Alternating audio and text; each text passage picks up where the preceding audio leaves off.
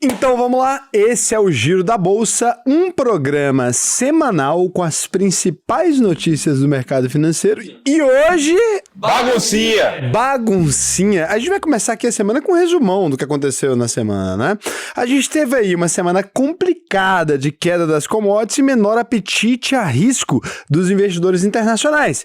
E a gente mostra mais uma baguncinha aí na Petrobras e algumas notícias importantes de Eletrobras, Vale, Prio, CEMIG, BTG Pactual, Vivara, Zamp e Ambipar, além do novo marco impressionante da empresa de tecnologia, o quê? NVIDIA. Tá complicada a situação, né? NVIDIA passou Apple, não pode dar spoiler, né, Ricardo? Não pode, não. Então não vamos comentar, NVIDIA passou Apple, mercado, mas a gente deixa isso pra depois. Mas antes de falar das empresas, a gente vai ver o que aconteceu na semana fora da Bolsa de Valores. A gente teve uma semana aí complicada, começando pela queda nos preços do petróleo, mesmo depois da decisão da OPEP+. O que é a OPEP, Raul? Aquele pessoal conglomerado que define o que é petróleo, define o que é o valor do petróleo também, define como é que a gente corta o petróleo, define como é que a gente vende petróleo, define muita coisa. Aí eles estenderam os cortes na produção até 2025 para tentar segurar os preços da commodity aí. O petróleo Brent, referência de preços para a Petrobras, chegou a cair mais de 7% em uma semana, bateu 76 dólares e fechou a semana valendo 79 dólares. O Lula deu uma coçada na cabeça, tá pensando o que faz? O Andrade também, que situação séria. Para piorar, o minério de ferro caiu de 117 para 107 dólares, principalmente por conta da fraca demanda de aço pela indústria chinesa, principal cliente da Vale, aí, antiga Vale do Rio Doce, né? Quando ela era doce era diferente. Daqui a pouco a gente vai mostrar aí o impacto disso nas ações da Vale, que agora não é mais doce, agora é salgada. Do lado positivo, saiu o PIB do primeiro trimestre que ficou dentro do esperado. O Produto Interno Bruto, soma de todas as riquezas produzidas no país, C mais I mais G, mais o que mesmo? X menos M. M menos X. M-X, exportações menos importações, subiu 0,8% no trimestre e acumula alta anual de 2,5%. Em valores, o Brasil gerou 2,7 trilhões de reais no trimestre. É triste, né? É isso, 2,7 trilhões de reais no trimestre. O maior destaque aí foi o consumo, que avançou 4,4%, o maior crescimento desde 2011. Então, quando a gente confere aqui, ano a ano, né, de 2011 até agora, a gente percebe um aumento no consumo das famílias. Agora, vale lembrar mesmo, né, que o consumo aumenta e mais os investimentos eles podem ser impactados com relação a isso, porque se a gente tem um aumento ali da capacidade de compra, etc., a gente também tem um aumento na inflação e blá, blá, blá, blá, blá, e isso atrapalha o ciclo de corte de juros aí, e o Roberto Campos Neto deve estar careca de saber disso, mas o Galípolo veio aí para resolver esse problema. Não gostei de sua piada. Não gostou?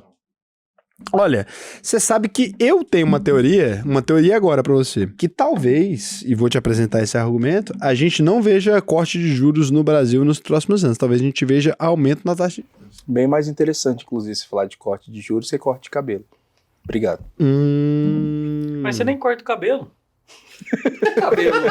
E a questão é a seguinte, tem um produto chamado, aí, né, produto conhecido pelos calvos, chamado minoxidil.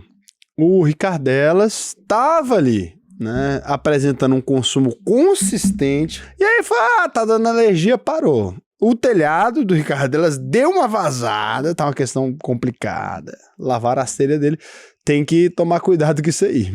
Fica aí o registro para você que parou de usar minoxidil, talvez volte. No cenário político, a gente teve a aprovação também do projeto de lei da chamada taxa das brusinhas. Depois de muita discussão entre o governo, deputados e senadores, o Senado aprovou o imposto de 20% para compras internacionais de até 50 dólares. A medida pode afetar a Shopee, a Shein, né, ou a Shein, e a AliExpress. Lembrando que agora depende do nosso queridíssimo, excelentíssimo presidente da nossa república, que é ele, grande homem, o Lula. O que você acha disso, Marx? Eu acho isso muito bom.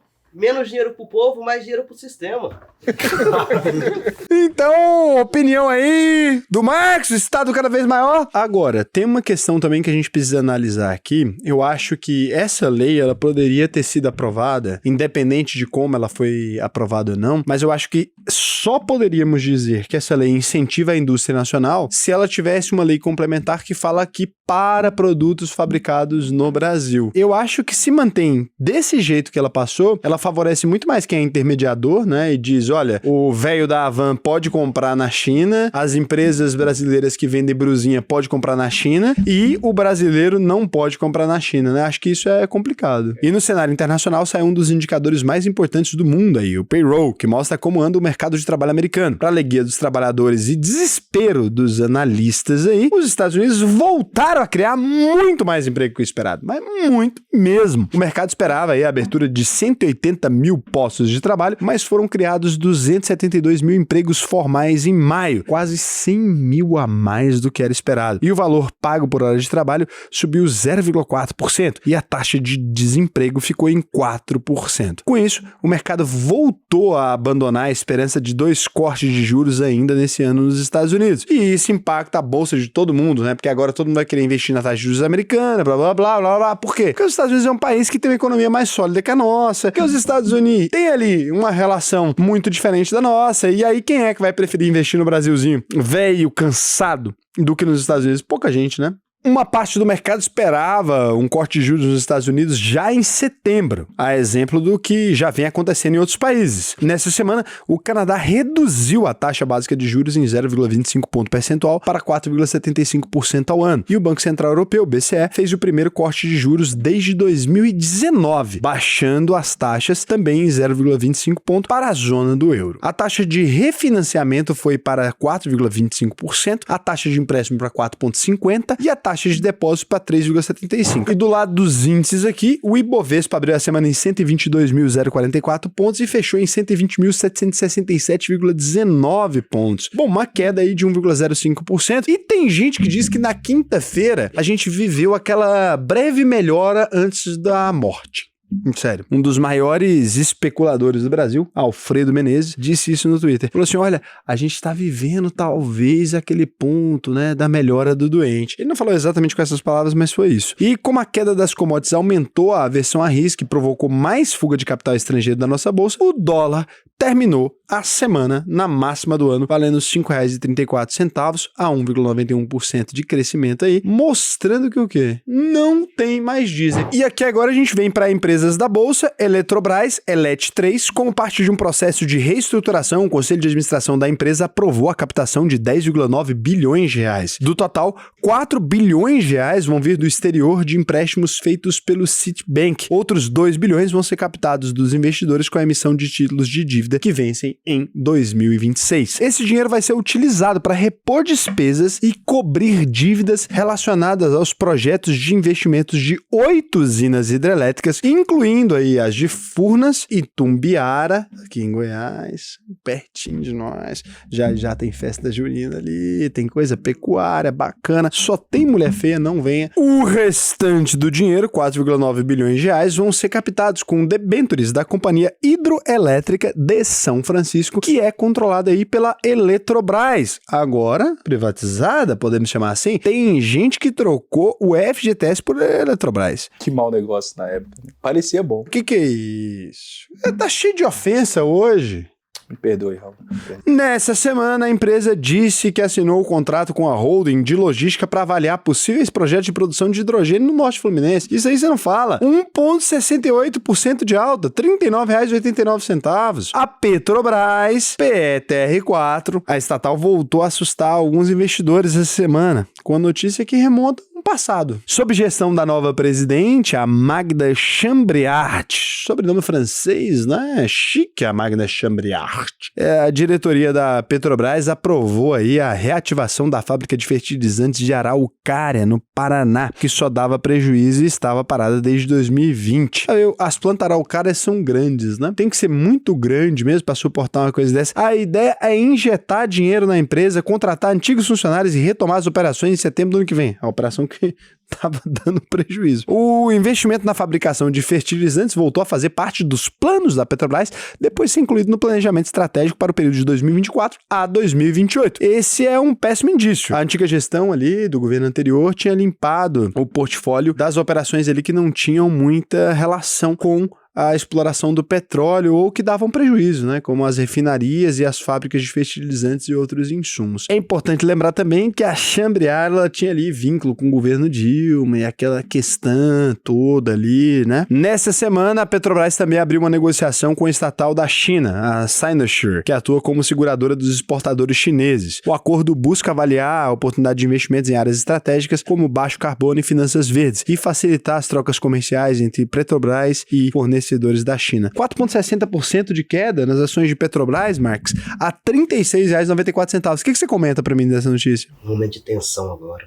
Todo mundo pensativo sobre a Petrobras, como vai ser pra frente. Mas só segura as ondas. Confia. Meu coração tá com ele. Nem precisa citar o nome, você sabe quem que é.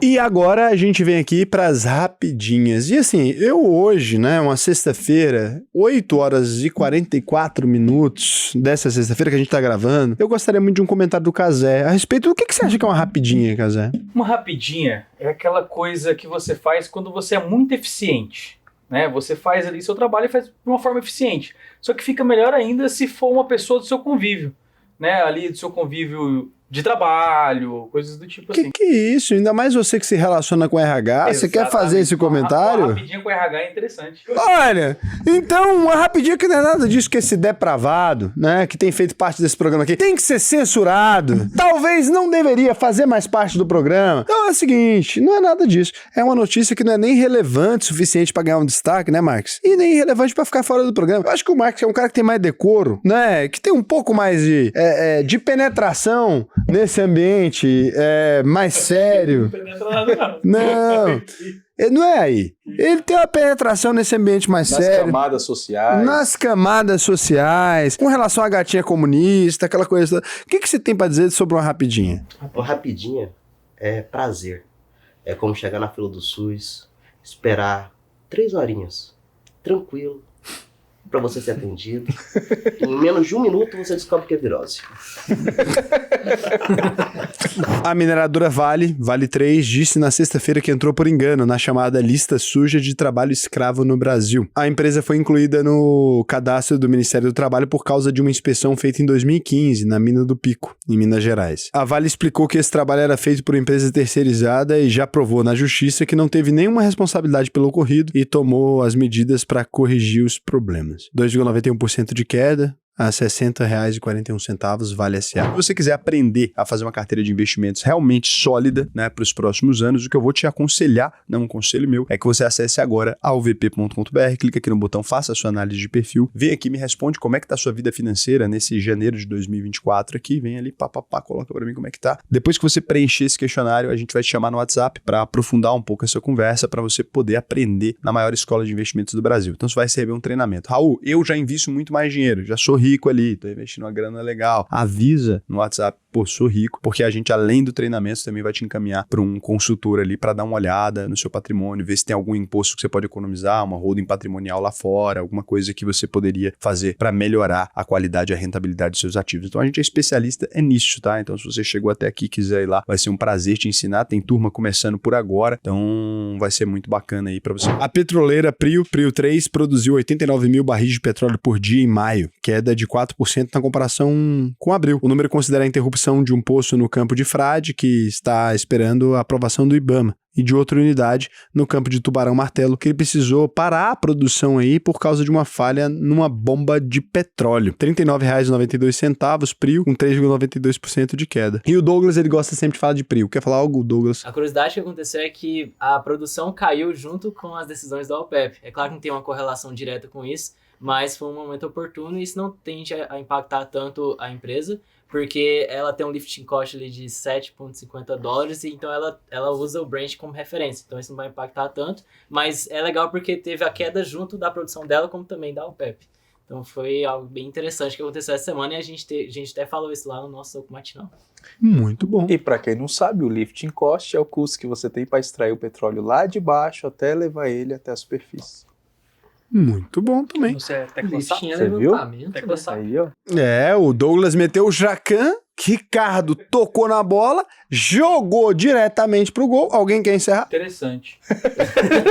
Casé tenta fazer o gol e não faz nada. Mais ou menos como o Goiás, que sempre atende essas expectativas, mas não chega em lugar nenhum. E parecido também com o Vasco, que não sai do lugar. E parecido também com o Flamengo, que apresenta cheirinho em vários anos. Então, comentários aí importantes. Eu tô com meu time escalado no Cartola e escalei, inclusive, também o pessoal do Bahia, que também tem feito pouca coisa, mas só pra gente ofender todos os times por igual. Alguém quer mais uma crítica futebolística? Vila. O Vila nunca decepcionou ninguém. E isso é um ponto verdadeiro. Nunca me decepcionou, nunca subiu, nunca ganhou Ué, mas nada. aí a questão é a seguinte, pior é o Goiás, que cria expectativas e falsas ilusões e tá sempre nesse lugar. Segue o líder, tá? A Companhia Energética de Minas Gerais, CEMIG 4, aprovou um novo programa de desligamento voluntário, o PDV. A empresa espera adesão de 430 funcionários das áreas de geração e distribuição de energia até o dia 21 de junho, com custo total estimado em 95 milhões, 1,29% de alta a R$ 10,18. A varejista de joias, a Vivara, Viva 3, abriu 7 novas lojas em maio, 2 próprias e 5 da bandeira Life, aquela que vende Bedulac. Com isso, a rede chegou a 419 lojas, sendo 263 da Vivara e 142 da Life. Além disso, 4 quiosques também. É isso aí. A 0,18% de alta na semana, R$ 21,73 a Vivara. O banco BTG Pactual, BPAC11, vai comprar o controle acionário do Banco Nacional e assumir todos os ativos e passivos da instituição. O Nacional já foi um dos principais bancos do Brasil e chegou até a patrocinar o Ayrton Senna no início dos anos 90. Lembra aquele anúncio que tinha, né? Nacional no capacete dele. Mas enfrenta um longo processo de recuperação judicial por conta de fraudes e irregularidades cometidas por antigos gestores. Com a notícia, o banco BTG Pactual subiu 2,19% a R$ 32,68, me deixando mais rico ainda do que eu estava na semana anterior. Então, obrigado aí pelo BTG Pactual comprar o Banco Nacional. Bom banco, né? Dona do Burger King, a Zamp 3 vai comprar por 120 milhões as operações da Starbucks no Brasil. Em dezembro, a South Rock, que é dona da Starbucks e da Subway no Brasil, entrou com pedido de recuperação judicial para evitar a falência. A venda das operações da Starbucks para concorrente ainda precisa ser autorizada pela Justiça e pelo Conselho Administrativo de Defesa Econômica, o CAD. 4,62% de alta nas ações da Zamp a R$ 3,40. A empresa de gestão ambiental, a Ambipar, a MBP3, aprovou um novo programa de recompra das ações. Ela vai comprar aí 20 milhões de ações ordinárias, né, nos próximos 18 meses, o que representa 37% das ações negociadas em bolsa. Além disso, a Ambipar revisou as próprias projeções, o chamado Guidance. Quer explicar o que é Guidance pra gente, Douglas?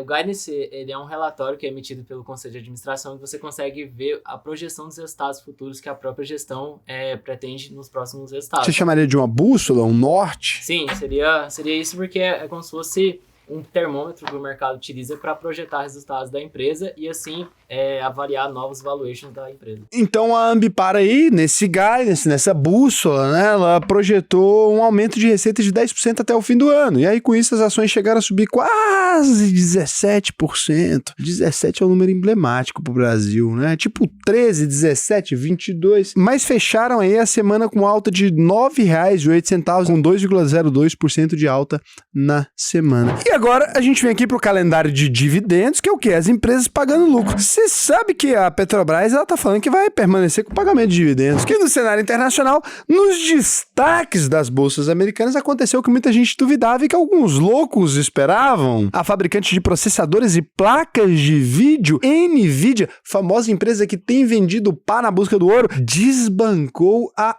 Apple, a empresa que vende maçãs, não é isso? E se tornou a segunda maior empresa do planeta Terra, com mais de 3 trilhões em valor de mercado, e a distância para a Microsoft, que era líder absoluta, caiu para pouco mais de 100 bilhões de dólares. Micharia também, né? Isso aí é porcaria. Obviamente, o mercado de inteligência artificial vem incentivando a NVIDIA. A gente fez um programa só sobre isso, chamado Lucros Líquidos, você pode ver aqui. Será que ela vai passar aí a Microsoft? Pois é, agora ficou todo mundo pertinho ali, né? Agora tá todo mundo no chamado na beirola, não é isso? 6,26% de alta na semana, Nvidia a $1.208,88. E nessa semana o mundo conheceu a primeira mulher a acumular uma fortuna de 100 bilhões de dólares, mais de meio trilhão de reais. A francesa Françoise Mayer tem 70 anos, é neta do fundador da L'Oréal Paris, que você vale muito, a maior empresa de cosméticos do mundo. Ela é vice-presidente do conselho de administração da empresa e ocupa a 15ª posição na lista de bilionários da Forbes. E se estiver procurando marido, estou à disposição.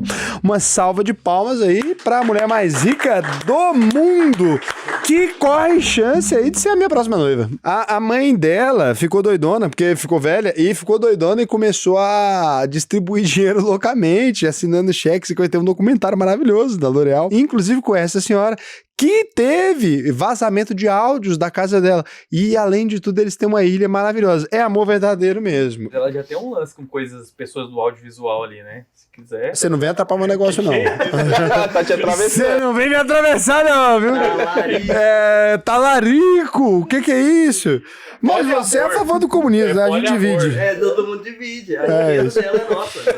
Então a gente vem agora com criptomoedas e Bitcoin. Nessa semana, os 11 ETFs de Bitcoin negociados na Bolsa Americana tiveram a maior sequência de captação líquida, mais entradas do que saídas. E o volume total chegou a 62 bilhões de dólares. Com isso, o maior ETF, o IBIT, da gestora BlackRock, Most Recognized Like Pedra Preta, ou Itaú, também Pedra Preta, em tupi, atingiu o total de 298 mil unidades de Bitcoin e ajudou a cotação a subir. 2,12%, a alta do Bitcoin, que caiu no final de semana, foi um rolo danado. 69.253 dólares e 10 centos, uma cotação que não serve pra nada, que você tá vendo tarde. E na contramão do Bitcoin, o Ether, moeda da rede Ethereum, fechou a semana valendo 3.688 dólares e 66 centavos, 2,55% de queda, uma cadelinha do Bitcoin que nessa semana não conseguiu nem acompanhar o rei, ele mesmo. E eu tenho uma coisa que eu gostaria de comentar com vocês.